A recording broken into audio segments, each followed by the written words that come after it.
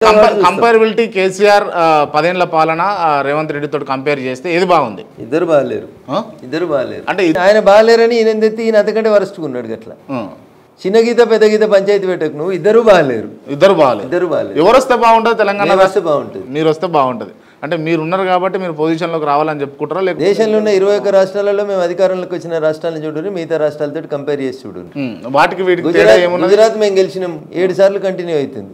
అరే మూసి ఇయ్యాలదాకా శుద్ధి చేసుకోలే. ఆడ 7 సంవత్సరాల క్రితం ఎప్పుడో 2001లో ముఖ్యమంత్రి అయితే నరేంద్ర మోడీ గారు కలగన్నారు, పోయి చూడు సబర్మతి ఆశ్రమం పక్కన ఎట్లుందో నది, ఎట్లా చేయాలో డెవలప్మెంట్ చూడు. దాన్ని చూడకుండా ఇప్పుడు మూసి అని పోయిన వాళ్ళు నోటీస్ ఇచ్చారు, వచ్చిన వాళ్ళు నోటీస్ ఇస్తున్నాడు.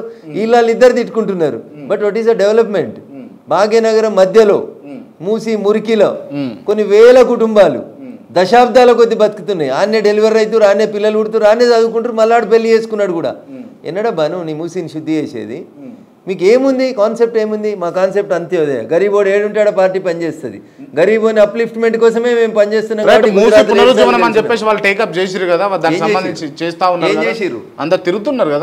తిరిగితే కాదు సమస్య పరిష్కారం. గరీబోని ఎక్కడ తీసుకుపోయి అంతకంటే మంచి స్థానంలో ఉంచగలుగుతావు. నువ్వు పోయి ఆడ పడుకో అన్నాడు. మా పార్టీ మొత్తం పోయి ఆడ పడుకొని చూసింది. మరి నువ్వు వచ్చి పడుకోరు మీరు అంతే కదా? అదే మీరు ఒక రోజు వచ్చి పడుకోరు. ఆయన అదే అడిగిండు, ఒక రాత్రి పడుకొని నీకు చేతనైతే తెలుస్తుంది కష్టం అన్నాడు. పడుకొని చూపెట్టినాం.